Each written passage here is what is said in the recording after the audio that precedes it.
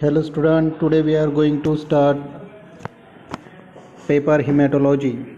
In this, our first unit is hematology. What is mean by this hematology? Hematology, this word is made up of two words. Hem means blood and logy means study. The definition of hematology is the science or study of blood forming organ and blood diseases. Haematology काय आहे? Haematology ही सायन्सची branch आहे ज्या ठिकाणी ब्लडचा study केला जातो. Blood forming organ, ज्या ऑर्गनमध्ये blood तयार होतं त्याचा स्टडी केला जातो. अँड ब्लड डिसीजेस, आणि ब्लडचे जे डिसीज आहे त्यांचा स्टडी केला जातो या ठिकाणी. Or we can define hematology. Hematology is the study of blood and blood disorders. Here about blood.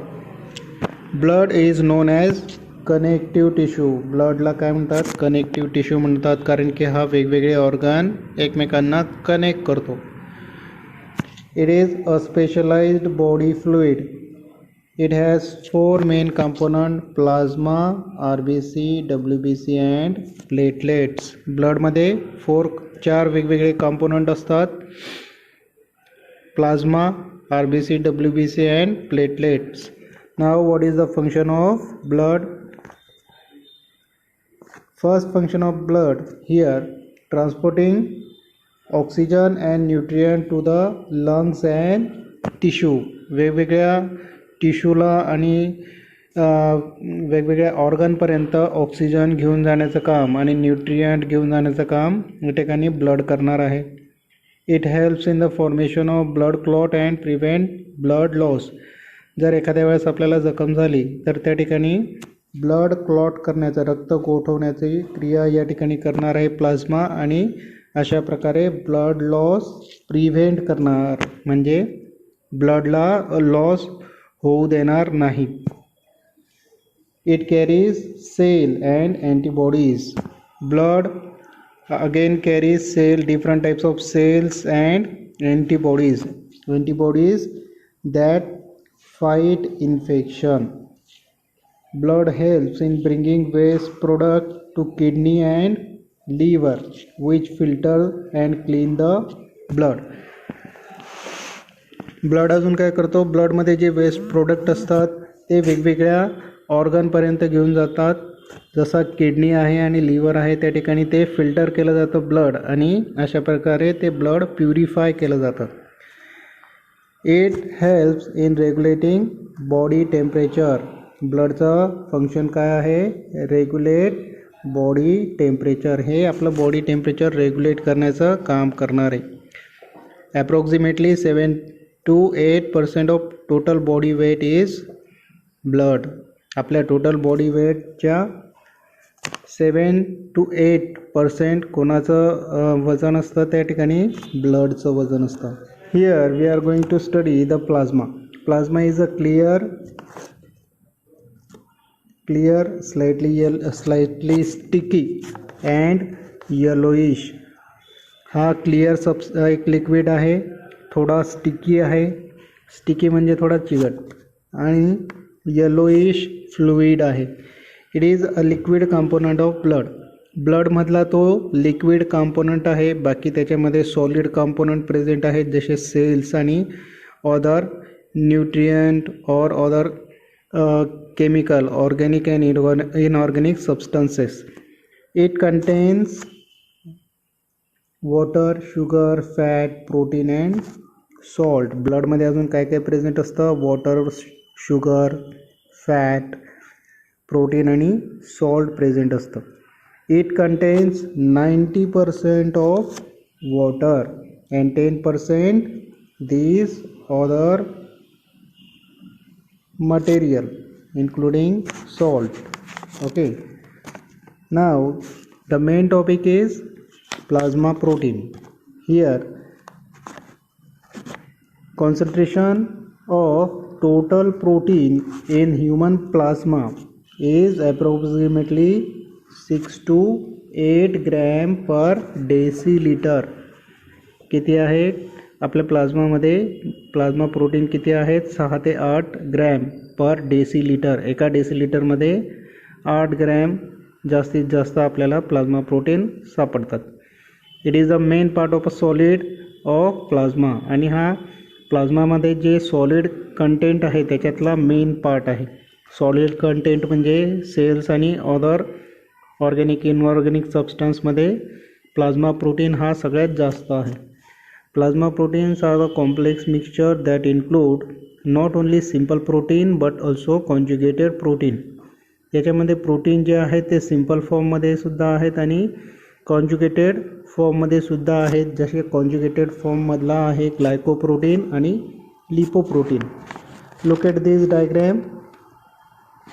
Here plasma has albumin 7%, globulin 2.7%, fibrinogen 0.3%, organic substances 9%, water 90%, inorganic substances only 1%, and other organic substances 2%.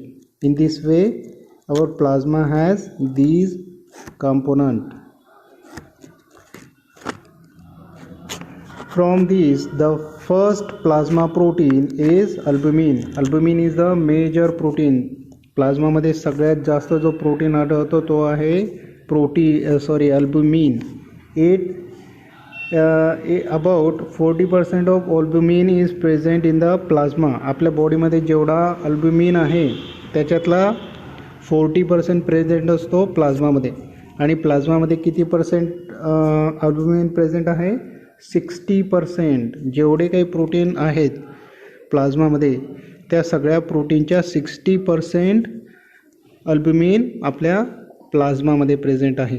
Half life of albumin is 20 days.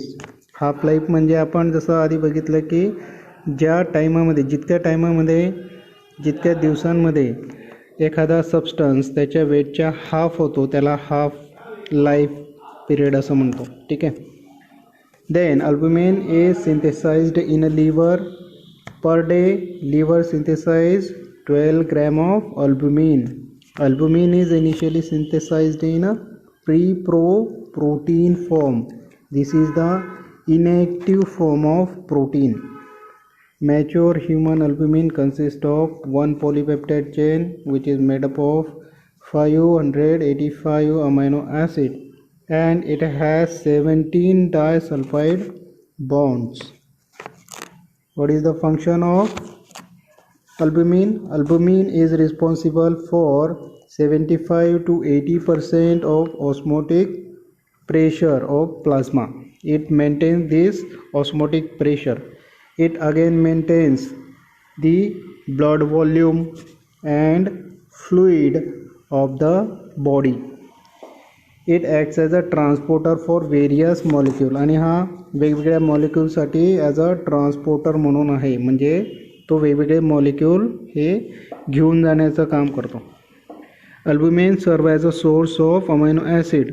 ज्या प्रकारे albumin हा amino ॲसिडचा बनलेला आहे तर तो amino ॲसिडचा सोर्ससुद्धा आहे. त्याला degrade करून आपली बॉडी नवीन प्रोटीन बनवू शकते.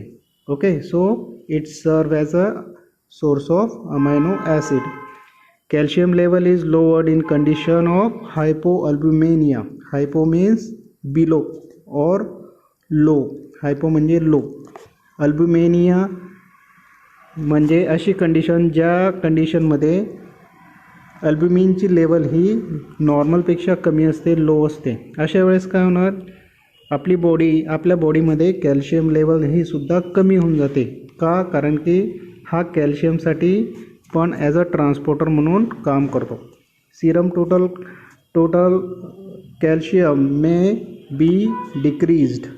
ठीक आहे. हायपोअल्ब्युमिनियामध्ये काय होतं? ट्रान्सपोर्टरच जर नसला तर कॅल्शियम आपल्या बॉडीमध्ये व्यवस्थित टार्गेट ऑर्गनपर्यंत पोचणार नाही आणि कॅल्शियमची कमतरता होते. Normal level is 3.5 to 5 gram per decilitre. ही आहे अल्ब्युमिनची नॉर्मल लेवल. दुसरा प्रोटीन आहे globulin. Alpha and beta globulins are synthesized in a liver. 3 प्रकारचे ग्लोब्युलिन आहे, अल्फा, बीटा अँड गॅमा. तर अल्फा आणि बीटा हे लिव्हरमध्ये सिंथेसाइज होतात. Gamma globulins are synthesized in a plasma cell. Gamma globulin हा प्लाझ्मा सेलमध्ये तयार होतो आणि बी लिम्फोसाईटमध्ये तयार होतो. ठीक आहे. लिम्फोसाईटचे 2 प्रकार आपण बघणार आहोत पुढे, टी आणि बी लिम्फोसाईट. त्यापैकी बी लिम्फोसाईट तयार करतात गॅमा ग्लोब्युलिन. इफिसेमा काय आहे? Normal antitrypsin protect the lung tissue from protease release from macrophages. आपल्या लंग्समध्ये मॅक्रोफाजेस असतात. ह्या पण एक प्रकारचे WBCs आहेत जे आपल्या बॉडीला प्रोटेक्ट करतात. ठीक आहे. तर मॅक्रोफाजेस काय करतात? वेगवेगळ्या ऑर्गॅनिझम फॉरेन बॉडीला एनगल्फ करण्याचं काम करतात, त्यांना खाण्याचं काम करतात. हे आपल्या लंग्समध्ये प्रेझेंट असतात जास्त प्रमाणात, कारण की बाहेरची हवा आपल्या लंग्समध्ये येते आणि त्या ठिकाणी भरपूरसे पॅरासाईट असू शकतात, पॅथोजन असू शकतात. ठीक आहे. त्यांना डायजेस्ट करण्यासाठी मॅक्रोफाजेस रिलीज करतात एन्झाईम प्रोटीएज, जे प्रोटीन डायजेस्ट करतात. ठीक आहे. आणि अशा वेळेस हे आपल्या लंग्सचे प्रोटीनसुद्धा डायजेस्ट करू शकतात. पण त्यावेळेस आपल्या लंग्समध्ये प्रेझेंट असतो अँटीट्रिप्सिन. ओके. तर अँटीट्रिप्सिन काय करतो? प्रोटीएजला इनॲक्टिव्ह करून देतो. जेव्हा तो आपल्या सेलवर ॲक्ट होतो तेव्हा त्याला न्यूट्रलाइज केलं जातं, जेणेकरून आपली सेल, आपल्या लंग्सची सेल ही डिस्ट्रॉय होत नाही. Then it form complex with protease.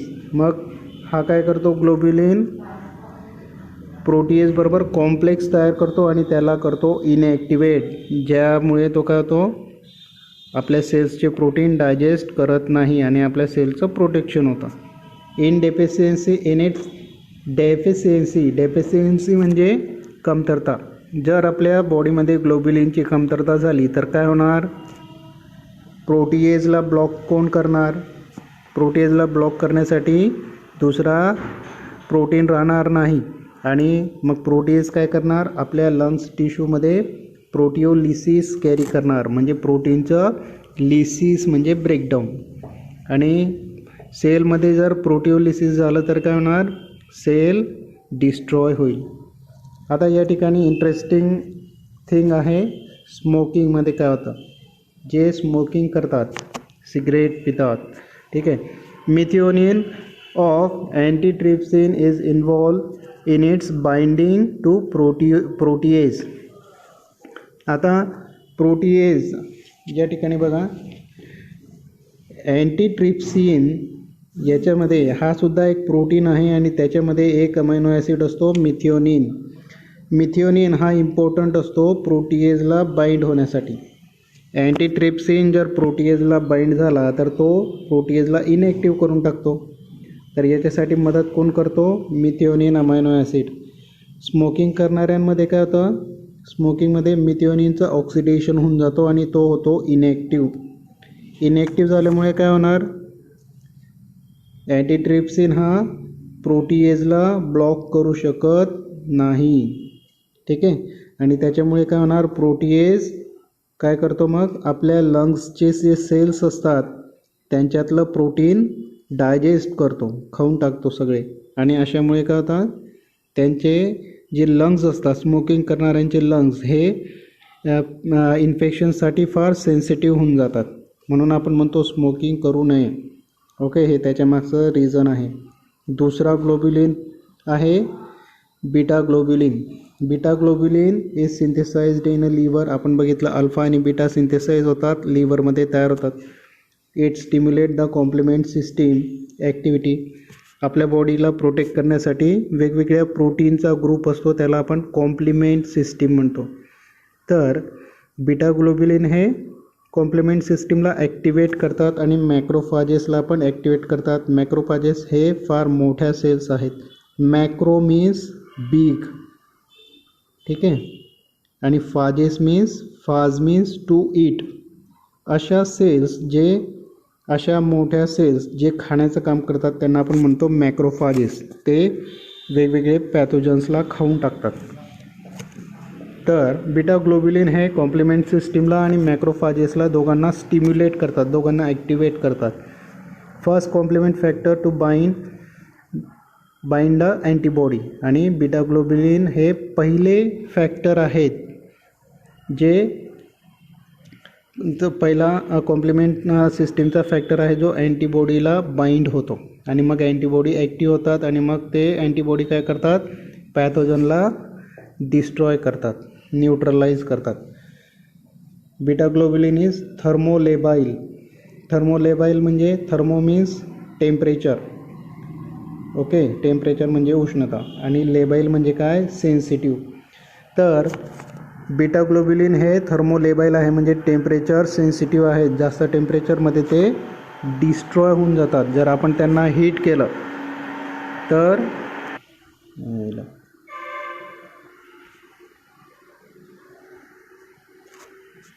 तर ते डिस्ट्रॉय होतात. लास्ट पॉईंट आहेत ग्लोब्युलिनमध्ये अल्फा बीटा गॅमामधला gamma globulin. Okay, they are immunoglobulin. Immuno म्हणजे इम्युनोलॉजी म्हणजे प्रतिकारशक्ती, immune system. Okay, immune system. आणि ग्लोबिन म्हणजे काय, ग्लोबिन मीन्स प्रोटीन. आपल्या इम्यून सिस्टीमचे प्रोटीन, प्रतिकारशक्तीचे प्रोटीन, त्यांना आपण म्हणतो इम्युनोग्लोब्युलिन किंवा सिंपल भाषेमध्ये आपण त्यांना म्हणणार antibody. Immunoglobulin with antibody activity.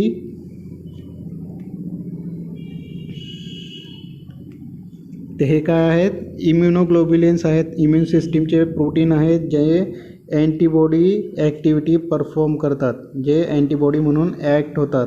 Antibody म्हणजे दुसऱ्या पॅथोजनला न्यूट्रलाइज करतात. इम्युनोग्लोब्युलिन्स play a key role in the defence mechanism of the body. प्रतिकारशक्तीच्या याच्यात ते भाग घेतात, प्रतिकारशक्ती म्हणून ते ॲक्ट होतात. There are 5 types of immunoglobulin. Gamma ग्लोब्युलिनला आपण काय म्हणतो, इम्युनोग्लोब्युलिन. आणि त्यांचे किती प्रकार आहेत, 5. IgG. IG म्हणजे काय, I for immuno and G for globulin. Immunoglobulin G, immunoglobulin A, immunoglobulin M, D, E. ठीक आहे, अशा प्रकारे 5 प्रकारचे इम्युनोग्लोब्युलिन या ठिकाणी प्रेझेंट असतात. तर इम्युनोग्लोब्युलिनला लक्षात ठेवण्यासाठी आपण सिंपल GAMDE गांबडे म्हणून आपण लक्षात ठेवू शकतो, किंवा मग दुसरा शब्द आपण गांबडे लक्षात नाही राहिला तर मग दुसरा शब्द आपण बघू शकतो दिमाग. ओके, अशा प्रकारे आपण 5 इम्युनोग्लोब्युलिनचे प्रकार लक्षात ठेवू शकतो. नंतरचा आहे प्रोटीन फायब्रिनोजेन. ओके, फायब्रिन म्हणजे काय, फायबर्स, आणि जेन मीन्स जनरेटर. असा प्रोटीन ज्याच्यापासून फायबर्स तयार होतात त्याला आपण म्हणतो फायब्रिनोजेन.